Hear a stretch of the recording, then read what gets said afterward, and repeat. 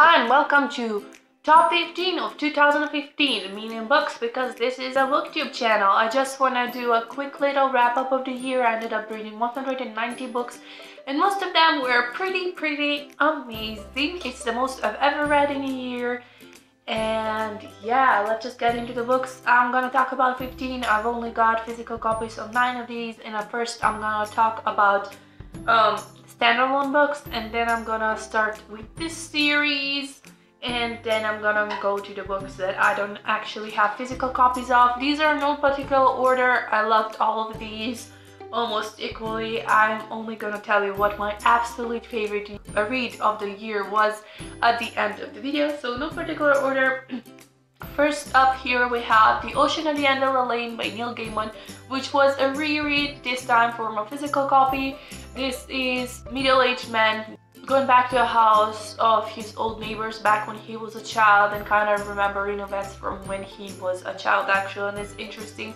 This is qualified as an adult novel, even though the events he remembers as a child, but they're kind of dark, and this is definitely one you have to read. It's quite short. It was meant to be a short story, but it ended up turning into a novel, and he ends up apologizing for it quite profusely in his book. But yeah, I love Neil Gaiman, and that's all I'm gonna say. You just have to go ahead and read his book.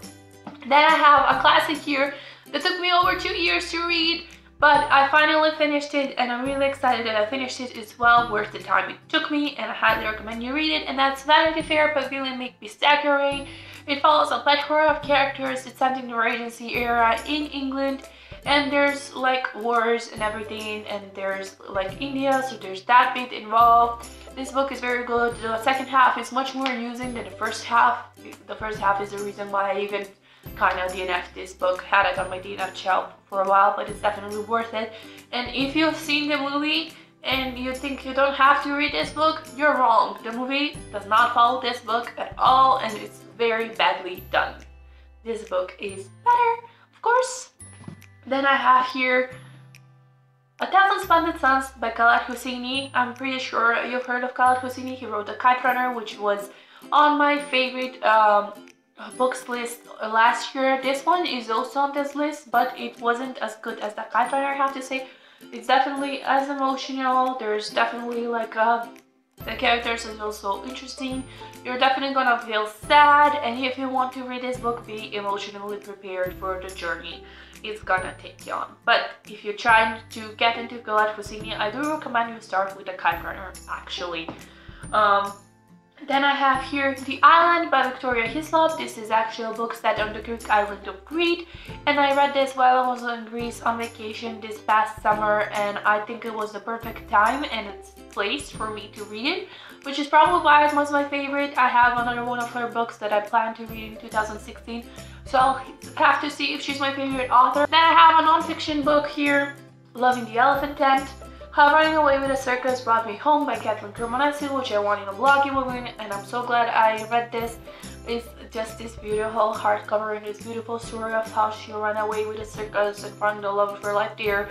The struggle she went through because she couldn't cook, and these Italians were so weird, and she was thinking whether she should just go back to the States.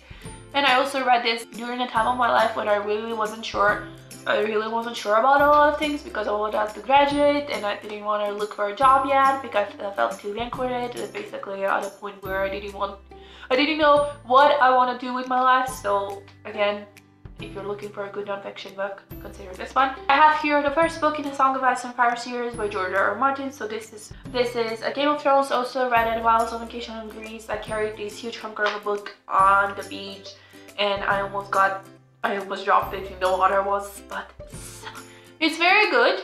And since then I've also read a second book, and at this point I have to say I love the TV show a little bit more, but I've heard that the rest of the series are very good, and they're on my 2016 TBR, and I don't know why I'm delving into all these details. If you love the TV show, you just go ahead and read the books because they really are different. Then I have here a middle grade series, a very fun little middle grade series. It consists of 2 books, and my favorite was actually the second book.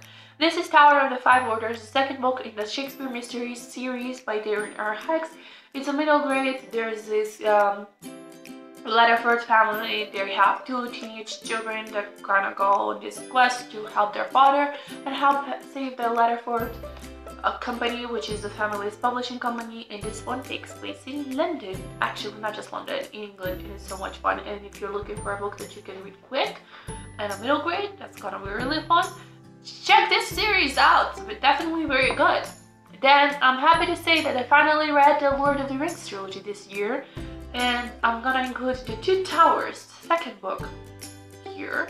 This is obviously the famous series written by J.R.R. Tolkien. I almost said George R.R. Martin there, I'm sorry. Usually I don't like second books because they just feel like the bridge between the first and the third book. But this one was pure perfection, and I'm sure you've read it or even vaguely heard of it. And if you've only vaguely heard of it, what are you doing with your life? Go and read this lovely, lovely little book. And actually, it's not that little, even though it looks little in the edition at all. And then another second book in the series, and that's The Well of Ascension by Brandon Sanderson. This is the second book in his Mistborn trilogy. And I'm gonna give you actually a synopsis of the first book, and then I say why I love the second one. The Mistborn trilogy is set in this complex world of the Final Empire, and there's this lord ruler who rules the Final Empire and supposedly saves the empire from weakness. No one knows what this weakness was, and there's this nobility, and a certain people from this nobility have these powers. They're called Allomancers, and they can use metals. So the magic system is really complex and really intricate. They use metals, actual Allomancers. The first book, which is The Final Empire, is not on my list. I ended up giving it 4 stars because it was rather slow at points. It was kind of hard to get into because you're getting to know the world. But in the second book, you're already familiar with the world. The characters are much more dynamic, everything is much more complex, but yet it's easier to follow. Maybe that was just my impression, but I did love this one more than The Final Empire, and I'm excited to read The Hero of Ages soon. Then I have to take my laptop now because I don't have those books here, but I have them written down here. I have All Quiet on the Western Front by Eric Marie Remarque, which is a kind of war memoir. It's a really sad story, but I'm glad I finally read it. Then I have The Beautiful Cassandra by Jane Austen, which is part of the Penguin Little Book Classics collection that was just released this year. I'm glad they got released because they're just fun little stories and letters that she wrote for the amusement of her family. She probably never meant for them to reach the public, but I'm glad they did. They're so much fun. Then I have The Third Life of A.J. Vickery by Gabrielle Zevin, which is definitely a book you should consider reading. You're a bookworm, I'm guessing, if you're on this channel. And the A.J. Vickery, the main guy in the story, owns a bookstore and he loves reading and everything. It's such a beautiful story.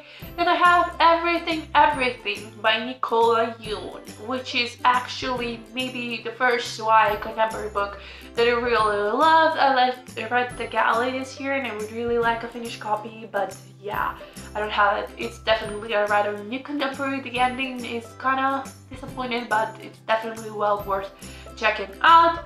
Then I have, okay, I'm gonna tell you my top 2. I know I said I'm not gonna go into any particular order, just saying my absolute favorite of the year, but I'm gonna tell my top 2. So coming in at number 2, we have All the Light We Cannot See by Anthony Doerr, which is, I know it's quite daunting and it's historical fiction, and it's not something a lot of people like reading, but it's really well worth checking out. It follows 2 characters, a blind little girl called Marie Laure and a boy, was it Warner? I think it was Warner. And there's parallel chapters, and you don't see, and they come to connect, and in parts it seems a bit slow, but as the story unfolds, and you see how these 2 storylines are gonna connect, and that ending, and it was so beautiful. And I understand why Anthony Doerr took so long to write this, because obviously that must have taken a lot of research, and I'm really excited to read the rest of his books. And coming in at number 1, The Martian by Andy Weir, which is definitely one I'm gonna get a physical copy of because I really love this book. It's about this funny guy named Mark Watney, who gets stranded on Mars, basically. He's on a machine on Mars, and his other crew members end up abandoning him because he thinks he's dead, because an accident happens. I haven't seen the movie yet. I started watching it. I didn't like it. It seemed too Hollywood-esque, and I don't want it to ruin my feelings about the books. I'm not gonna watch the movie, but the book was very good. So yeah, those are my 2015 favorites. It's been an amazing year. Let me know what your 2015 favorite books were. I would really like to know. And yeah, see you in 2016. Comment down below, give this video a thumbs up, and subscribe to my channel. I really appreciate it. Goodbye!